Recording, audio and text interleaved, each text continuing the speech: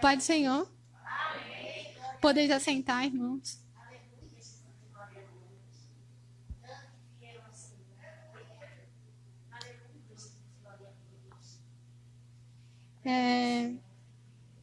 Eu quero que os irmãos abram as vossas Bíblias em Mateus.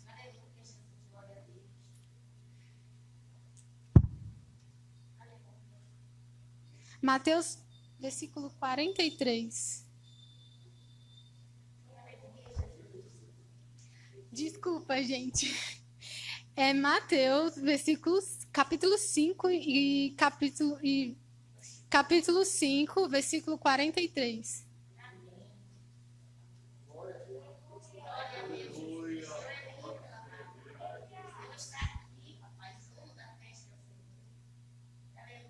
Amém?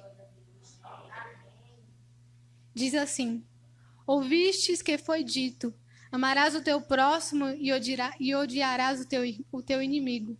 Eu, porém, vos digo: amai os vossos inimigos e orai pelos que vos perseguem, para que vos torneis filhos do vosso Pai Celeste, porque ele faz nascer o sol sobre os maus e os bons, e vi chuva sobre os justos e injustos. Porque se amardes os que vos amam, que recompensas tendes? Não fazem os publicanos também o mesmo? E se saudardes somente os vossos irmãos, que fazeis demais, não fazem os gentios também o mesmo? Portanto, sede vós perfeitos, como perfeito é o vosso Pai Celeste. Eu quero ler outra leitura que está lá em 1 Coríntios, capítulo 13, versículo 4.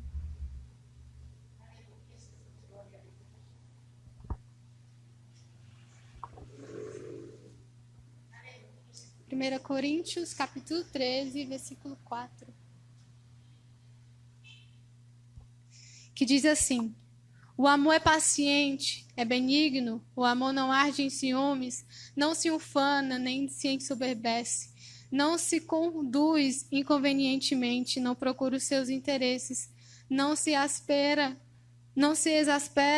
não se ressente do mal, não se alegra com a injustiça, mas regozija-se com a verdade.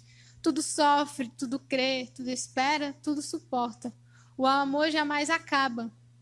Mas, havendo a profecia, as profecias desaparecerão. Havendo línguas, cessarão. Havendo ciência, passará. Porque em parte conhecemos e em parte profetizamos. Até aqui. Eu volto lá para o início, para a primeira leitura que eu fiz, em Mateus, capítulo 5, e o versículo 43. Essa leitura, ela faz parte ela ela faz parte de um sermão que Jesus começou lá no monte. E quando você começa, você pega do versículo 5, que você vai começando a ler, você percebe que Jesus está dando vários ensinamentos. E esses ensinamentos eram para aqueles que o seguiam, para os discípulos e para as demais pessoas que o acompanhavam. Então você percebe que Jesus vai falar de várias coisas edificantes. E ele tenta fazer um contraste entre aquele que serve, que é seguidor de Jesus, e aquele que não é. Ele começa falando sobre as bem-aventuranças, e daí ele vai seguindo e fala do sal e luz. Que o sal, para o seu valor realmente, para ele ser eficiente, ele tem que dar sabor à comida. Representando nós neste mundo, deveremos trazer o sabor, trazer o tempero, trazer o sentido para este mundo. E daí ele também segue falando da luz, que nós, como os cristãos, somos luz. E a luz é interessante que é difícil você de esconder. Se acender uma lâmpada e colocar debaixo do banco, e você apagar todas as luzes, ela vai destacar. Ela vai fazer uma diferença muito grande. Esse ambiente, por mais que ele seja tão grande, mas ele vai ser claro só por ela. O crente, quando onde ele estiver, ele faz a diferença. Ele ilumina, ele traz algo. E daí ele segue adiante Jesus nos seus ensinamentos, e ele chega numa parte muito interessante, que eu meditei e que, quando eu li 1 Coríntios 13, bem no começo, quando eu estava em casa, nesse período de quarentena, eu li e achei muito edificante. E daí eu segui para Mateus 5 e eu achei que se encaixou muito. E por que se encaixa? Porque ele vai falar do amor. Jesus chega num contexto que quando você vê essa leitura em Lucas 6, do versículo 32, você percebe que vão ser feitas várias perguntas. E daqui ele descreve essas perguntas. E para resumir essas perguntas é tipo assim: que sacrifício há amar quem te ama? A corresponder um amor com quem te corresponde. Você só está devolvendo. Que sacrifício há a emprestar algo a quem te empresta? Que sacrifício há em ajudar quem te ajuda? Você só está correspondendo, não há sacrifício.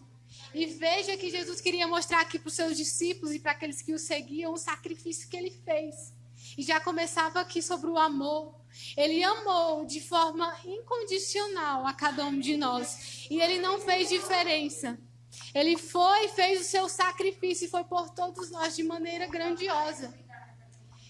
Ele foi pelaquele que o perseguia, pelaquele que o humilhava, pelaquele que o acusou e teve até de chamar ele de filho de Bezebu e usado pelo demônio. Mas ele foi lá naquele dia e foi por todos, amou a cada um de nós, mostrando o seu amor. E aí eu pergunto, que sacrifício há em amar quem te ama? Você só corresponde. E Jesus quer mostrar aqui o sacrifício que nós precisamos fazer. E esse amor é muito mais diferente do que aquele amor que é pregado lá fora, que as pessoas conhecem lá fora, que um dia você ama e no outro você odeia, no outro você procura fazer o mal. Esse amor que Jesus está nos ensinando aqui é o mesmo que Paulo, lá em 1 Coríntios 13, vai querer trazer para a igreja de Coríntios. Uma igreja bem diversificada, com várias pessoas de vários lugares. E eles estavam dando grande preferência para os dons. Então, eles oravam por os dons e ficavam naquela competição. Quem é que tem o dom melhor? Né? Eles ficavam, olha, eu tenho o dom de línguas, eu tenho o dom de profecias, e procurando competir e demonstrar quem é que tinha um dom maior. Uma visão totalmente terrena, sem entendimento verdadeiro das coisas de Deus e da amplitude daquilo que é do Senhor. E aí Paulo, ele escreve, diante dessa situação, ele escreve essa carta com essa passagem, justamente para lembrar algo que eles estavam esquecendo e que talvez nem era conhecido sobre esse amor. E eu quero repetir sobre esse amor. O amor é paciente, o amor é benigno, o amor não arde em ciúmes, não se ufana, não se ensoberbece, não se conduz inconveniente, não procura os seus interesses, não se exaspera, não se acede no mal, não se ressente no mal, não se alegra com a injustiça, mas regozija-se com a verdade. Tudo sofre, tudo crê, tudo espera, tudo suporta. E quando eu olho para essa descrição que ele faz desse amor, que é o amor ágape, que ele escolhe a Deus e Deus é no centro, e o amor ao próximo, eu vejo que, por mais que nós tentamos, a gente só tenta porque a gente não consegue, como humanos falhos que somos. A gente tenta se aproximar desse amor. Mas a gente percebe a perfeição de todos esses detalhes em Jesus. Porque tudo ele sofreu, tudo ele creu, tudo ele esperou, tudo ele suportou. Tudo ele sofreu por amor a mim, por amor a você, por amor àquela pessoa que está lá fora e que às vezes ninguém dá nada por ela, mas foi por ela que Jesus sofreu. Tudo crê, tudo ele tinha certeza, tudo ele esperou. Ele desde pequeno que era filho de Deus, foi criado como uma criança normal. Ele poderia desde pequeno ter começado o seu ministério, mas ele esperou o momento certo. Tudo ele esperou e tudo ele suportou. Mais uma vez eu digo, por amor às nossas vidas. É um exemplo, porque por mais de falhos que nós somos, o Senhor Jesus ele nos ensina a nos aproximarmos deste amor e procurarmos viver este amor. Porque é diferente, até mesmo quando ele vai falar no 8, o amor jamais acaba, mas havendo profecias desaparecerão, havendo línguas cessarão, havendo ciência passarão. Porque em parte conhecemos e em parte profetizamos. Diferente de todas as outras coisas que a igreja de Corinto ela estava dando ênfase, que era o dom de profecias, o dom de línguas, os variados dons que passam, que é passageiro. como a ciência, que é passageira, hoje é um destaque. Quando amanhã já tem outra coisa para a ciência estar cativando para procurar responder. E da mesma forma, os dons de profecia, eles são para a edificação da igreja. Mas o principal de tudo, que a igreja de Corinto estava esquecendo, que era o amor e que fundamentava todas essas outras coisas. E é interessante que ele diz que em parte conhecemos. E em parte profetizamos, em parte conhecemos deste amor. Mas ele continua no 10, quando porém vier o que é perfeito, então o que é em parte será aniquilado. Quando eu era menino, falava como menino, sentia como menino, pensava como menino.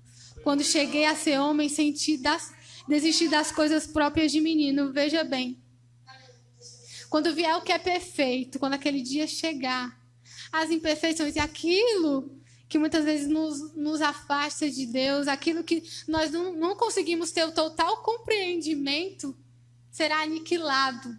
E a presença de Deus será notória nas nossas vidas. E ele segue no 11 dando um exemplo.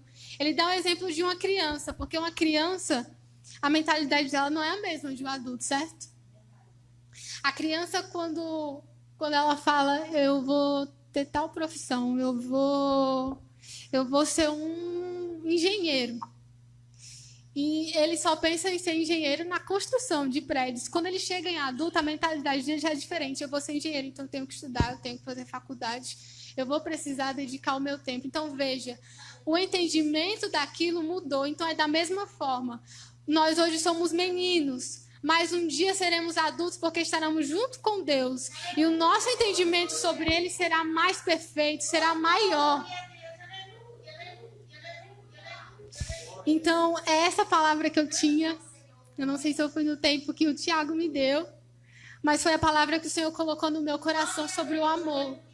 Que possa habitar dentro de nós verdadeiramente esse amor que Jesus fez por nós e que nós possamos ter um pouquinho dele dentro de nós. Capaz de sentir a dor do irmão e dizer, Jesus, é como teu filho e ajuda e o socorre. Eu agradeço a minha oportunidade. Em nome de Jesus, eu até agradeço. Amém.